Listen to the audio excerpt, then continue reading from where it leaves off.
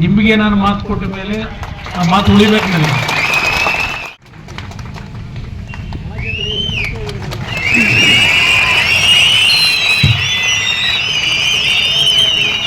ಎಲ್ಲ ನನ್ನ ಆತ್ಮೀಯ ಕಾರ್ಮಿಕ ಬಂಧುಗಳೇ,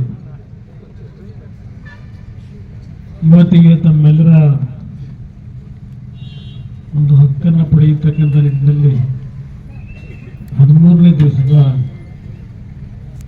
ಧರಣಿ ಕಾರ್ಯಕ್ರಮವನ್ನು ತಾವೆಲ್ಲ ಮುಂದುವರಿಸಿದ್ದೀರಿ. ಒಗ್ಗಟ್ಟಿನ ನನಗೆ ನಿನ್ನೆ ದಿನ ಕೋಲಾರದ ಒಂದು ಕಾರ್ಯಕ್ರಮಕ್ಕೆ ಬರಬೇಕಾದಂಥ ಸಮಯ ನಿಗದಿಯಾಗಿತ್ತು. ಆ ಸಂದರ್ಭದಲ್ಲಿ ನಮ್ಮ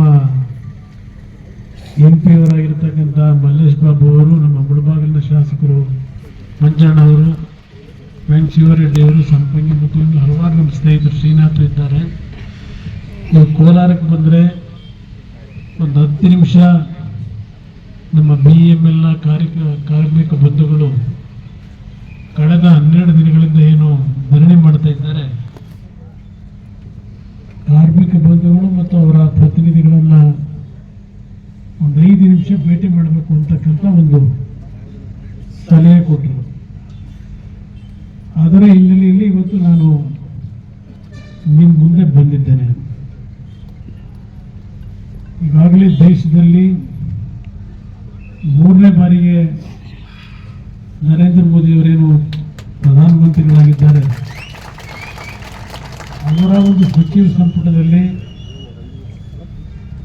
ಭಾರಿ ಕೈಗಾರಿಕೆ ಮತ್ತು ಉಕ್ಕು ಇಲಾಖೆಯನ್ನು ನಿರ್ವಹಣೆ ಮಾಡತಕ್ಕಂಥ ಒಂದು ಅವಕಾಶ ನನ್ನ ಪಾಲಿಗೂ ಬಂದಿದೆ. ಈಗಾಗಲೇ ಕಳೆದ 4 ತಿಂಗಳಲ್ಲಿ ಹಲವಾರು ನಮ್ಮ ಪಬ್ಲಿಕ್ ಸೆಕ್ಟರ್ಗಳೇನಿದ್ದಾವೆ, CPSCಗಳ ಪರಿಸ್ಥಿತಿಗಳನ್ನು ನಾನು ಕಳೆದ 4 ತಿಂಗಳಿಂದ ಸುದೀರ್ಘವಾಗಿ ಕಚೇರಿಯಲ್ಲಿ ಮಾಹಿತಿಗಳನ್ನು ಪಡೆಯಲಿಕ್ಕೆ ಪ್ರಯತ್ನ ಪಟ್ಟಿದ್ದೇನೆ. ಒಂದು ನಿಮ್ಮೆಲ್ಲರ ಉದಾಹರಣೆ ಕೊಡ್ತಕ್ಕಂಥದ್ದು ಬೃಹತ್ ನಮ್ಮ ಕೈಗಾರಿಕೆ ವಲಯದಲ್ಲಿ 40 CPSCಗಳೇನಿತ್ತು, ಈಗಾಗಲೇ 30 CPSCಗಳು ಕ್ಲೋಸ್ ಆಗಿದೆ. ಇದ್ದಿದ್ರಲ್ಲಿ ಲಾಭಾಂಶದಲ್ಲಿ ನಡೀತಾ ಇರೋದು BHEL ಒಂದು ನಡೀತಾ ಇದೆ. ಅದು ಹೊರತುಪಡಿಸಿ ಯಾವುದು ಇವತ್ತು ಈ ರಾಜ್ಯದಲ್ಲಿ ಒಂದು ಕಾಲದಲ್ಲಿ ನಮ್ಮ ಪಬ್ಲಿಕ್ ಸೆಕ್ಟರ್ಗಳು ಲಕ್ಷಾಂತರ ಕುಟುಂಬಗಳ ಜೀವನಕ್ಕೆ ಆಧಾರ ಆದಂಥವು. ಪಬ್ಲಿಕ್ ಸೆಕ್ಟರ್ನಲ್ಲಿ ಬರಬೇಕಾದ್ರೆ ಕೆಲವರು ಕೂಗ್ತಾ ಇದ್ದೀರಿ, ಹೆಚ್ಚಿನ ನಮ್ಮ ದಲಿತ ಸಮಾಜದ ಬಂಧುಗಳಿಗೆ ಕೆಲಸ ಮಾಡ್ತಾ ಇದ್ದೀರಿ ಅಂತ ನಾನು ಕೇಳಿಸ್ಕೊತಾ ಇದ್ದೆ. ಪಬ್ಲಿಕ್ ಸೆಕ್ಟರ್ ಪ್ರಾರಂಭ ಆದಂಥದ್ದೇ ಪ್ರತಿಯೊಬ್ಬರಿಗೂ ಒಂದು ಸಾಮಾಜಿಕ ನ್ಯಾಯವನ್ನು ಕೊಡಬೇಕು ಅಂತಕ್ಕಂಥ ದೃಷ್ಟಿಯಿಂದ ಹಿಂದೆ ಆಳ್ವಿಕೆ ಮಾಡ್ತಂಥವ್ರು ಈ ಪಬ್ಲಿಕ್ ಸೆಕ್ಟರ್ನ ಉತ್ತೇಜನ ಕೊಟ್ಟು ಬೆಳೆಸ್ಲಿಕ್ಕೆ ಪ್ರಯತ್ನ ಪಟ್ಟರು. ನಮ್ಮ ಬೆಂಗಳೂರು ನಗರದಲ್ಲಿ ನೀವೆಲ್ಲ ಕಂಡಿದ್ದೀರಿ. ಚಿಕ್ಕ ವಯಸ್ಸಿನಲ್ಲಿ ITI ಯಾವ ಮಟ್ಟದಲ್ಲಿತ್ತು, NGF ಯಾವ ಮಟ್ಟದಲ್ಲಿತ್ತು, HMT ಯಾವ ಮಟ್ಟದಲ್ಲಿತ್ತು, BL ಸಂಸ್ಥೆಯೂ ನಡೀತಾ ಇದೆ, BLದೇನಿಲ್ಲ. ಅದೇ ರೀತಿಯಲ್ಲಿ ನಮ್ಮ ITI ಹೇಳಿದೆ. ಇವೆಲ್ಲ ಒಂದು ಕಾಲದಲ್ಲಿ ಸಾವಿರಾರು ಕುಟುಂಬಗಳ ಬದುಕಿಗೆ ಆಶ್ರಯ ಕೊಟ್ಟಂಥವು. HMT ದೇಶದ 6 ಭಾಗದಲ್ಲಿ ಬೆಂಗಳೂರಿನಲ್ಲಿ ಯಾವೊಂದು ಲಾಭ ಪಡೆದ್ರು ಅದರಿಂದ ದೇಶದ 6 ಭಾಗದಲ್ಲಿ ಕಾರ್ಖಾನೆಗಳನ್ನು ಪ್ರಾರಂಭ ಮಾಡಿರ್ತಾರೆ. ನಮ್ಮ ಹರಿಯಾಣದಲ್ಲಿ ಪಿಂಜೋರ ಅಂತಕ್ಕಂಥ ಒಂದು ಹಳ್ಳಿನಲ್ಲಿ ಸುಮಾರು 15,000 ಜನ ಕೆಲಸ ಮಾಡ್ತಾ ಇರ್ತಾರೆ. ನಮ್ಮ ಇದರಲ್ಲಿ HMTಯಲ್ಲಿ 25,000ಕ್ಕೂ ಹೆಚ್ಚಿನ ಜನ ಕೆಲಸ ಮಾಡ್ತಾರೆ. ಇವತ್ತೆಲ್ಲ 150 ಜನ 200 ಜನ ಇದ್ದಾರೆ. ಇನ್ನು ಅಲ್ಲಿಂದ ನಮ್ಮ ಕೇರಳ ಹೋದ್ರೆ ಕಾಲಮಸೂರಿ ಅಂತ ಹೇಳಿ ಅದು ಅತ್ಯಂತ ಅದ್ಭುತವಾದಂಥ ಕಾರ್ಖಾನೆ HMT ಬ್ರಾಂಚ್. ಇವತ್ತೆಲ್ಲ ಒಂದು 150 ಜನ ಇದ್ದಾರೆ. ಇವೆಲ್ಲವನ್ನು ನಾನು ಇಡೀ ದೇಶದಾದ್ಯಂತ 4 ತಿಂಗಳಿಂದ ನಾನು ಬರೀ ಕಚೇರಿಯಲ್ಲಿ ಕೂತ್ಕೊಂಡು ಅಧಿಕಾರಿಗಳಿಂದ ಮಾಹಿತಿ ಪಡೆದಿರ್ತಕ್ಕಂಥದ್ದೆಲ್ಲ ಎಲ್ಲ ಒಂದು ನಮ್ಮ ಕಾರ್ಖಾನೆಗಳೇನು ನಡೀತಾ ಇದ್ದು ನಾನೇ ಖುದ್ದು ಭೇಟಿ ಕೊಟ್ಟು ಕಾರ್ಮಿಕರ ಜೊತೆನೂ ಚರ್ಚೆ ಮಾಡಿ ಇವೆಲ್ಲದಕ್ಕೂ ಒಂದು ಜೀವ ಏನು ಕೊಡಬೇಕು ಅಂತೇಳಿ ಒದ್ದಾಡ್ತಾ ಇದ್ದೇನೆ. ಹೇಳಬೇಕು ಅನ್ನೋದು ನಾನು ಈ ಸರ್ಕಾರದಲ್ಲಿ ಮಂತ್ರಿ ಆಗೋದಕ್ಕಿಂತ ಮುಂಚೆ ಕಳೆದ 20-25 ವರ್ಷದಲ್ಲಿ ಈ ಡಿಸ್ಇನ್ವೆಸ್ಟ್ಮೆಂಟ್ ಅಂತಕ್ಕಂಥದ್ದು ಪ್ರಾರಂಭವಾಗುತ್ತೆ. ಒಂದ್ಸಲ ಕ್ಯಾಬಿನೆಟ್ನಲ್ಲಿ ಡಿಸ್ಇನ್ವೆಸ್ಟ್ಮೆಂಟ್ ಅಂತಕ್ಕಂಥದ್ದು ತೀರ್ಮಾನ ಆದರೆ ಮತ್ತೆ ಅದನ್ನು ರಿವೈವ್ ಮಾಡ್ಲಿಕ್ಕೆ ಆಗೋದಿಲ್ಲ. ಮತ್ತೆ ಅದು ಕ್ಯಾಬಿನೆಟ್ಗೆ ತೆಗೆದುಕೊಂಡು ಹೋಗ್ಬೇಕು.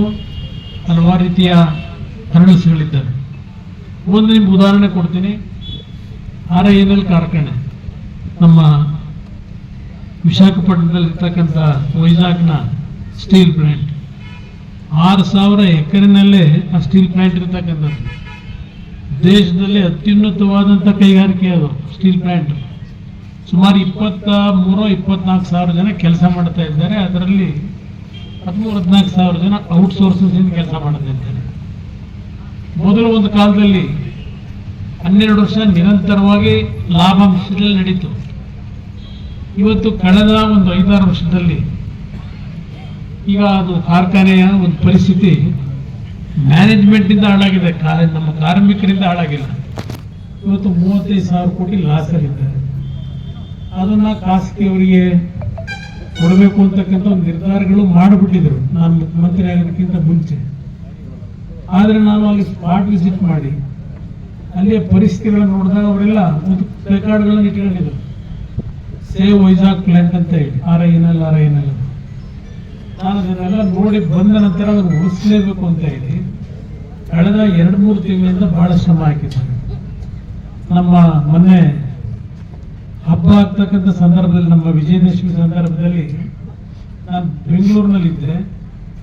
ಕೇಳಿದೆ ನಮ್ಮ ಸೆಕ್ರೆಟರಿಯೇಟ್ನಲ್ಲಿ ಸ್ಟೀಲ್ ಇಂಡಸ್ಟ್ರಿನಲ್ಲಿ 7,000 ಜನ ಔಟ್ಸೋರ್ಸಸ್ ಇಂದ ಕೆಲಸ ಮಾಡ್ತಕ್ಕಂಥ ಎಂಪ್ಲಾಯೀಸ್ ನಾಳೆಯಿಂದ ಕೆಲಸಕ್ಕೆ ಬರಬಾರದು ಅಂತೇಳಿ ಅವ್ರಿಗೆಲ್ಲರಿಗೂ ಒಂದು ನೋಟಿಸ್ ಇಶ್ಯೂ ಮಾಡ್ಬಿಟ್ಟೆ. ನಾನು ರಾತ್ರಿ 9:30 ಗಂಟೆಲಿ ವಿಷಯ ಗೊತ್ತಾಯ್ತು. ಫೋನ್ ಮಾಡಿ ನಮ್ಮ ಅಧಿಕಾರಿಗಳಿಗೆ ನನ್ನ ಪರ್ಮಿಷನ್ ಇಲ್ಲದೆ ಯಾರು ನಿಮಗೆ ಈ ತೀರ್ಮಾನ ತೆಗೆದುಕೊಳ್ಳಿಕ್ಕೆ ಹೇಳಿದ್ರು, ಯಾವುದೇ ಕಾರಣಕ್ಕೂ ಒಬ್ಬ ಎಂಪ್ಲಾಯಿನ ಇವತ್ತು ನೀವು ಕೆಲಸದಿಂದ ತೆಗಿಬಾರದು, ಔಟ್ಸೋರ್ಸಸ್ ಇರಲಿ ಯಾವುದೇ ಆದೇಶ ಮಾಡಿ ಏನು ಬ್ಲಾಸ್ಟ್ ಫರ್ನೇಸ್ಗಳು ನಿಂತೋಗಿದ್ದು ಇವತ್ತು 2 ಬ್ಲಾಸ್ಟ್ ಫರ್ನೇಸ್ ಪ್ರಾರಂಭ ಮಾಡ್ತಿದ್ದೀನಿ. ಏನೇನೋ ಕಷ್ಟಪಟ್ಟು ಅದೆಲ್ಲ ಇಲ್ಲಿ ಓಪನ್ ಆಗಿ ಹೇಳಲಿಕ್ಕಾಗಲ್ಲ. ಅದಕ್ಕೆ ಪ್ರಧಾನಮಂತ್ರಿಗಳು ಈ ಗೌರವ ಕೊಟ್ಟಿದ್ದಾರೆ. ನಾನು ಯಾವಾಗ ಪ್ರಧಾನಮಂತ್ರಿಗಳ ಕಾರ್ಯದರ್ಶಿಗಳಿಗೆ ಹೋಗಿ ಚರ್ಚೆ ಮಾಡಿ ಇರ್ತಕ್ಕಂಥ ಪರಿಸ್ಥಿತಿಗಳನ್ನು ಹೇಳಿದ ಮೇಲೆ ಪ್ರಧಾನಮಂತ್ರಿಗಳ ಇಂಟರ್ಫಿಯರೆನ್ಸ್ ಇಂದಲೇ ಆ ಕಾರ್ಖಾನೆಗೆ ಯಾವ ರೀತಿ ಜೀವ ಕೊಡಬೇಕು ಅಂತ ಹೇಳಿ ಒಂದು ಚೈತನ್ಯ ತುಂಬಿದ್ದೇವೆ. ಇವತ್ತು ನಾನು ಯಾಕಿದನ್ನು ಉದಾಹರಣೆ ಹೇಳಿದೆ, ನೀವಿಲ್ಲಿ 2,500 ಜನ ಇವತ್ತು ಹಲವಾರು ವರ್ಷಗಳ ನಿಮ್ಮ ಸಮಸ್ಯೆ. ನಿಮ್ಮ ಯೂನಿಯನ್ ಅಧ್ಯಕ್ಷರು ಹೇಳಿದ್ರು 2007-8ರಿಂದ ನಡೆದು ಬಂದಂಥ ದಾರಿಯ ಹಲವಾರು ವಿಷಯಗಳನ್ನು ಹೇಳಿದ್ದೇನೆ. ನನಗೆ ಡಾಕ್ಯುಮೆಂಟ್ಸ್ ಬೇಕು. ನನಗೆ 2000ರಲ್ಲಿ ಇಲ್ಲಿ ಬೇಡ, ನಾನು ಡೀಟೇಲ್ ನಾನು ಯಾಕೆ ಹೇಳ್ತೀನಿ ಅಂದರೆ 2007ರಲ್ಲಿ ನಿಮ್ಮಗಳಿಗೆ ಕಾರ್ಖಾನೆಯಿಂದಲೇ ಕಾಲ್ಫರ್ ಮಾಡಿ ನಿಮ್ಗೆ ಇಲ್ಲಿ ಶಾಶ್ವತವಂತ ರೀತಿಯಲ್ಲಿ ಎಂಪ್ಲಾಯ್ಮೆಂಟ್ ಜನರೇಟ್ ಮಾಡಿಕೊಡ್ತೀವಿ ಅಂತಕ್ಕಂಥದ್ದು. ನೀವು ಬೇರೆ ಕಡೆ ಕೆಲಸ ಮಾಡ್ತಾ ಇದ್ದಂಥವ್ರನ್ನ ಇಲ್ಲಿ ಬರ್ತಕ್ಕಂಥದ್ದಕ್ಕೆ ಅವರೇ ಕರೆದು ಇನ್ವೈಟ್ ಮಾಡಿ ನಿಮ್ಗೆ ಅಪಾಯಿಂಟ್ಮೆಂಟ್ ಕೊಟ್ಟ ನಂತರ ಹಲವಾರು ರೀತಿಯ ಘಟನೆಗಳು ನಡೆದೋಗಿದ್ದಾವೆ. ಈಗ 2024ರಲ್ಲಿ ಇದ್ದೇವೆ. 2015 ಸ್ಟ್ರೈಕ್ ಮಾಡಿದ್ದು ಹೇಳಿದ್ದೀರಿ. ಮತ್ತೆ ನಿಮ್ಮ ಬೇಡಿಕೆಗಳೇನಿತ್ತು ಯಾವ ರೀತಿ ನಡ್ಕೊಂಡಿದ್ದಾರೆ. ಆಮೇಲೆ ಕಾಂಪನ್ಸೇಟರಿ ಗ್ರೌಂಡ್ನಲ್ಲಿ ನಮಗೆ ಎಂಪ್ಲಾಯ್ಮೆಂಟ್ನ ಕೊಡಬೇಕು ಅನ್ನೋದನ್ನ ಸಂಪೂರ್ಣವಾಗಿ ತಡೆ ಹಿಡಿದಿದ್ದಾರೆ. 4 ವರ್ಷ ಅಪ್ರೆಂಟಿಸ್ಶಿಪ್ಗೆ ನಾವಿಲ್ಲಿ ವರ್ಕ್ ಮಾಡಿದ್ರು. ನಮ್ಗೆ ಯಾವುದೇ ರೀತಿ ಬೇರೆ ಕಾರ್ಖಾನೆಗಳಿಗೂ ಹೋಗೋಕ್ಕಾಗ್ತಿಲ್ಲ, ಇಲ್ಲೂ ಅಪಾಯಿಂಟ್ಮೆಂಟ್ ಇಲ್ಲ. ಈ ಹಲವಾರು ವಿಷಯಗಳು ನನ್ನ ಮುಂದೆ ಇಟ್ಟಿದ್ದೀರಿ.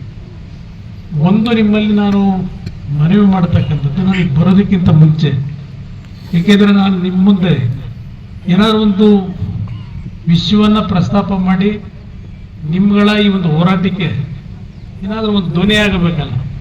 ಇದರಲ್ಲಿ ನನ್ನ ಒಂದು ಕಿರುಕಾಣಿಕೆ ನಿಮಗೆ ಅನುಕೂಲ ಮಾಡತಕ್ಕಂಥದ್ದಕ್ಕೆ ಯಾವ ರೀತಿ ನಾನು ನಡ್ಕೋಬೇಕಾಗುತ್ತೆ ಅನ್ನೋದನ್ನು ನಿಮ್ಮ CMDಗೆ ಫೋನ್ ಮಾಡಿದ್ದೆ. ಫೋನ್ ಮಾಡಿ ಅವ್ರಿಗೆ ಕೇಳಿದೆ, ಏನಕ್ಕೆ 13 ದಿವಸದಿಂದ ಸ್ಟ್ರೈಕ್ ಮಾಡ್ತಾ ಇದ್ದಾರೆ, ಕರೆದು ಅವರ ಏನೊಂದು ಬೇಡಿಕೆಗಳಿದೆ ಇದು ಸೆಟ್ರೇಟ್ ಮಾಡಬಾರ್ದ. ಇವತ್ತು ಕಾರ್ಖಾನೆ ನಿಂತರೆ ದೇಶದ ಒಂದು ಉತ್ಪಾದನೆಗೆ ಲಾಸ್ ಆಗ್ತಕ್ಕಂಥದ್ದು, ಕಾರ್ಖಾನೆಗಳ ದೇಶಕ್ಕೆ ಲಾಸ್ ಆಗ್ತಕ್ಕಂಥದ್ದು. 13 ದಿವಸ ಅವರನ್ನ ಇವತ್ತು ಧರಣಿ ಮಾಡ್ತಕ್ಕಂಥ ಬಿಟ್ಟಿದ್ದೆ ತಪ್ಪಿದೆ, ಕೂತ್ ಮಾತಾಡಬಾರ್ದ ಅಂತಕ್ಕಂಥದ್ದು ಹೇಳಿದ್ರು.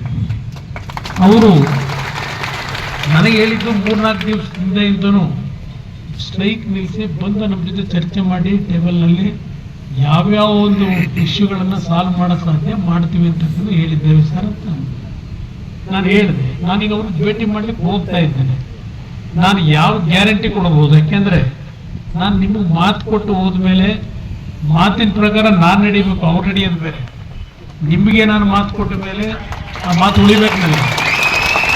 ಆ ಹಿನ್ನೆಲೆಯಲ್ಲಿ ನಾನು ಇಲ್ಲಿ ಬರೋದಕ್ಕಿಂತ ಮುಂಚೆ ಅವ್ರಿಗೆ ನಾನೇ ಫೋನ್ ಮಾಡಿದ್ದೆ, ಏನು ಮಾಡ್ಬೇಕು ಹೇಳಿ ಅಂತೇಳಿ, ಏನು ಸಮಸ್ಯೆಗಳಿದೆ, ಸಾಲ್ವ್ ಮಾಡೋದು ಹೇಗೆ ಇದು ಅಂತೇಳಿ. ಆಗ ಅವ್ರು ಹೇಳಿದ್ರು, ನೋಡಿ ಸರ್, ನೀವೇನಾದ್ರೂ ಒಂದು 4-5 ದಿವಸ ಬಿಟ್ಟು ನೀವೇ ಬಂದು ನಮಗೇನು ಸಂತೋಷ, ನೀವೇ ಕೂತ್ಕೊಳ್ಳಿ, ಅವರು ಕೂತ್ಕೊಳ್ಳಿ, ನಾಳೆ ಕೆಲಸ ಮಾಡಿ ಎಲ್ಲ ರೀತಿ ಅವ್ರು ಹೇಳಿದ್ದು ಒಂದು ಮಾತೇನು ಹೇಳಿದ್ರು, ಪರ್ಮನೆಂಟ್ ತಂದು ನನ್ನ ಕೈಯಲ್ಲಿಲ್ಲ ಮಾಡ್ತಕ್ಕಂಥದ್ದು. ಈಗ ನೋಡಿದ ಎಲ್ಲ ಬೇಡಿಕೆಗಳ ಬಗ್ಗೆ ಕೂಲಂಕುಷವಾಗಿ ಚರ್ಚೆ ಮಾಡಿ ಅವ್ರ ಬೇಡಿಕೆಗಳನ್ನು ಈಡೇರಿಸಲಿಕ್ಕೆ ಸಮಸ್ಯೆ ಆಗಲಾರದು ಅಂತಕ್ಕಂಥ ಮಾತು ಹೇಳಿದ್ರು. ಇದು ನಿಮ್ಗೆ ಗಮನಕ್ಕೆ ತರ್ತಾ ಇದ್ದಾರೆ. ಈಗ ನಾನು ನಾಡಿದ್ದು ಡೆಲ್ಲಿ ಹೋಗ್ತಾ ಇದ್ದೇನೆ, ನಾಳೆ ಹೋಗ್ತೀನಿ, ಬುಧವಾರ ಇಲ್ಲ ಗುರುವಾರ ಬೆಳಗ್ಗೆ ಬರ್ತಾ ಇದ್ದೀನಿ. ಶುಕ್ರವಾರ ನಿಮ್ಮಗಳಿಗೋಸ್ಕರವಾಗಿ ಒಂದು ಮ್ಯಾನೇಜ್ಮೆಂಟ್ನವ್ರಿಗೂ ಹೇಳ್ತೀರಿ, ನಿಮ್ಮ ಟೀಮ್ ಏನಿದೆ ಯೂನಿಯನ್ನವರು, ನೀವೊಂದು 8 ಜನ ತಾವು ತಯಾರಾಗಿದ್ದರೆ ನನಗೆ ಫುಲ್ ಮಾಹಿತಿ 2008ರಿಂದ ಏನೇನು ನಡೆದಿದೆ ಅದು ಸಂಪೂರ್ಣ ಮಾಹಿತಿ ಬೇಕು ನನಗೆ. ಅಲ್ಲಿ ಮಾತಾಡ್ಬೇಕಾದ್ರೆ ಅವ್ರ ಹತ್ರ ಯಾವ ಥರ ಸರ್ಕಾರದಲ್ಲಿ ವಿವಿಧ ಹಂತಗಳಲ್ಲಿ ಅದಿಲ್ಲ, ವಿವಿಧ ಹಂತದಲ್ಲಿ ನಿಮಗೆ ಏನೇನು ಮಾತು ಕೊಟ್ಟಿದ್ರು, ನಿಮ್ಮ ಒಂದು ದುಡಿಮೆಗೆ. ಯಾಕೆಂದ್ರೆ ಇಲ್ಲಿ 7 ವರ್ಷದಿಂದ 16 ವರ್ಷದಿಂದ ಮತ್ತೆ 24 ವರ್ಷ, ಹೀಗೆ ಒಂದು 4-5 ಅವಧಿಗಳಲ್ಲಿ ಕೆಲಸ ಮಾಡಿರೋದು ನೋಡಿದೆ ನನ್ನ ಮಾಹಿತಿ. ಈಗ ಸ್ಕಿಲ್ ಲೇಬರು, ಅನ್ಸ್ಕಿಲ್ ಲೇಬರು, ಹೈಸ್ಕಿಲ್ ಲೇಬರು ಇದೆಲ್ಲ ನೋಡಿದೆ. ಸ್ಯಾಲ್ರಿ ಎಷ್ಟು ಬರ್ತಾ ಇದೆ ಅದು ಎಲ್ಲ ಗಮನಿಸಿದೆ. ಅದ್ರ ಜೊತೆಗೆ ನೀವು ಹೇಳಿದ್ರಲ್ಲ, ಈಗ ಬಸ್ ಪಾಸಿಂದ 10 ರೂಪಾಯಿ 20 ರೂಪಾಯಿ ತಗೋತಾರೆ, ಮತ್ತೆ ನಾವೇನು ಸಾಲ ತಗೊಂಡು ಅದನ್ನು ವಜಾ ಹಾಕ್ತಾರೆ, ಮತ್ತೆ ಇಲ್ಲಿ ಕೊಟ್ಟಿದ್ದು ಮೂಲೋಗಿದೆ ಅಂತಾರೆ, ಊಟ ತಿಂಡಿ ವಿಷಯದಲ್ಲೂ ಇವೆಲ್ಲ ಕೆಲವು ಸಮಸ್ಯೆಗಳಿದೆ ಅಂತಕ್ಕಂಥದ್ದು ಮುಂದೆ ಹೇಳಿದ್ರಿ. ಈಗ ಅದೆಲ್ಲ ನೋಡಿದೆ ನನಗೆ. ಅವರು 2 ಲಕ್ಷ ರೂಪಾಯಿ ಆಕ್ಸಿಡೆಂಟಲ್ಲಿ ತೀರ್ಕೊಳ್ಳೋದಂಥ ಸಂದರ್ಭದಲ್ಲಿ ಕೊಡ್ತಕ್ಕಂಥದ್ದು ಅಂತಕ್ಕಂಥ ಒಂದು 5-6 ಐಟಮ್ ಬಿಟ್ಟು ತೋರಿಸೋದು ನನಗೆ. ಅದೆಲ್ಲ ಒಂದು ಭಾಗ ಇದೆ. ನನಗೆ ಬೇಕಾಗಿರೋದು ಇವತ್ತು ನೀವು ಸುಗಮವಾಗಿ ಒಂದು ನೆಮ್ಮದಿಯಿಂದ ಬದುಕಬೇಕು ನಿಮ್ಮ ಕೆಲಸದಲ್ಲಿ. ಯಾಕೆಂದ್ರೆ ಪರ್ಮನೆಂಟ್ ಆಗಿ ಕೆಲಸ ಮಾಡತಕ್ಕಂಥದ್ದು ನೀವೇ ಯಾರೋ ಹೇಳಿದ್ರಿ, ನಮ್ಮ ಇವರು ಮತ್ತೆ ಅಧ್ಯಕ್ಷರು, ಅವ್ರು 130 ಗಂಟೆ ಮಾಡಿದ್ರೆ ನಾವು 150 ಗಂಟೆ ಮಾಡ್ತೀವಿ ಅಂತ ಹೇಳಿ ನಿಮ್ಮ ಪರ್ಫಾರ್ಮೆನ್ಸ್ ಏನಿದೆ ಅಂತಕ್ಕಂಥ ಹೇಳಿದ್ವಿ. ಅವರಿಗಿಂತ ನಾವು ಜೊತೆ ಮುಂದೋಗಿ ಇವತ್ತು ಉತ್ಪಾದನೆಯಲ್ಲಿ ಮೇಲಿದ್ದೇವೆ ಅಂತ ಹೇಳಿ. ಇದೆಲ್ಲದರ ಬಗ್ಗೆ ನಮಗೆ ಡಿಟೇಲ್ ನೋಡ್ರಿ. ನಿಮಗೆ ಇದನ್ನ ಇಲ್ಲಿ ಒಂದು ಕಡೆ ಈ ಮ್ಯಾನೇಜ್ಮೆಂಟ್ ಅಲ್ಲಿ ಚರ್ಚೆ ಮಾಡಿ ಸರಿಪಡಿಸೋದು ಒಂದು ಭಾಗ, ಯಾವ್ಯಾವ ಸರಿಪಡಿಸ್ಬೇಕು ಅಂತ ಹೇಳಿ. ಅದ್ರ ಜೊತೆಗೆ ಡಿಫೆನ್ಸ್ ಮಿನಿಸ್ಟರ್ ಚೆನ್ನಾಗಿದ್ದಾರೆ, ನನ್ನ ಜೊತೆಲಿ ಅಂತಂದ್ರೆ ಗೌರವ ಕೊಡ್ತಾರೆ. ಅವ್ರ ಜೊತೆನೂ ನ್ಯಾಯಯುತವಾಗಿರ್ತಕ್ಕಂಥ ಬೇಡಿಕೆಗಳನ್ನ, ಯಾಕೆಂದ್ರೆ ಇಲ್ಲಿ ಏನೋ ಒಂದು ಮಾತು ಹೇಳಿದ್ರೆ, ಯಾರೋ ಕಾಂಟ್ರಾಕ್ಟ್ರು ಇವತ್ತು ನಿಮಗೆ ಅಪಾಯಿಂಟ್ ಮಾಡ್ಕೊಂಡಿರೋದು ನಮಗೂ ಅದಕ್ಕೂ ಸಂಬಂಧ ಇಲ್ಲ ಅಂತ ಈಗೇನು ಹೇಳ್ತಾರೆ ಅಂತ ಹೇಳಿ. ಅದಕ್ಕೆ ನಾನು ಹೇಳಿದ್ವಿ, 2008ರಿಂದ ನಿಮ್ಮನ್ನ ಇಲ್ಲಿ ಕೆಲಸಕ್ಕೆ ತಗೊಂಡಾಗ ಏನು ನಿಮ್ಗೆ ಲೆಟರ್ಗಳು ಕೊಟ್ಟಿದ್ದಾರೆ, ನಿಮ್ಮದು ಡಾಕ್ಯುಮೆಂಟ್ ಇಟ್ಕೊಂಡಿದ್ದೀವಿ, ಆ ಡಾಕ್ಯುಮೆಂಟ್ಗಳು ಬೇಕು ನನಗೆ. ಆಗ ನಾನು ನಿಮ್ಮ ಪರವಾಗಿ ಮಾತಾಡೋದಕ್ಕೆ ಅನುಕೂಲ ಆಗುತ್ತೆ. ಇಲ್ಲಿ ಬೇರೆ ರಾಜಕೀಯ ಪ್ರಶ್ನೆ ಇಲ್ಲ, ನಿಮ್ಗೆ ಅನುಕೂಲ ಆಗ್ಬೇಕಷ್ಟೇ ನನಗೆ. ಆ ಹಿನ್ನೆಲೆಯಲ್ಲಿ ಇವತ್ತು ಬಂದಿದ್ದೇನೆ. ಇವೆಲ್ಲ ನಾನು ಮೆಟೀರಿಯಲ್ ರೆಡಿ ಮಾಡಿದ್ವಿ ನಿಮಗೋಸ್ಕರವಾಗಿ. ಗುರುವಾರ ನಾನು ಬರೋದಷ್ಟೇ ಅಲ್ಲ, ನನಗೆ ನಾಳೆ ಮಲ್ಲೇಶ್ ಬಾಬು ಜೊತೆ ಅವ್ರ ಮಧ್ಯಾಹ್ನ ಬರ್ತೀನಿ, ನಾಳೆ ಅವರು ಏನು ಬರ್ತಾ ಇದ್ದಾರೆ ನನಗೆ ಡೀಟೇಲ್ ಬೇಕು. ಈ ಮಾಹಿತಿಗಳನ್ನು ಕರೆಕ್ಟಾಗಿ ನೀವು ರೆಡಿ ಮಾಡಿಕೊಟ್ರೆ ನಾನು ಡೆಲ್ಲಿಯಿಂದ ಬರೋದಕ್ಕಿಂತ ಮುಂಚೆ ಡಿಫೆನ್ಸ್ ಮಿನಿಸ್ಟರ್ನ, ಡಿಫೆನ್ಸ್ ಸೆಕ್ರೆಟರಿನ ಮತ್ತು ಬೆಮ್ಮೆಲ್ನ ಸೆಕ್ರೆಟರಿ ಇದ್ದಾರೆ ಅಲ್ಲಿ ಡೆಲ್ಲಿನಲ್ಲಿ, ಅವರಿಬ್ಬರು ಜೊತೆ ಚರ್ಚೆ ಮಾಡಿ ಇರ್ತಕ್ಕಂಥ ಸಮಸ್ಯೆಗಳನ್ನ ಎಕ್ಸ್ಪ್ಲೈನ್ ಮಾಡಿ. ಏಕೆಂದ್ರೆ ಔಟ್ಸೋರ್ಸಸ್ ದೇಶದಲ್ಲಿ ಲಕ್ಷಾಂತರ ಜನ ಕೆಲಸ ಮಾಡ್ತಾ ಇದ್ದಾರೆ ಹಲವಾರು ಕಾರ್ಖಾನೆಗಳಲ್ಲಿ.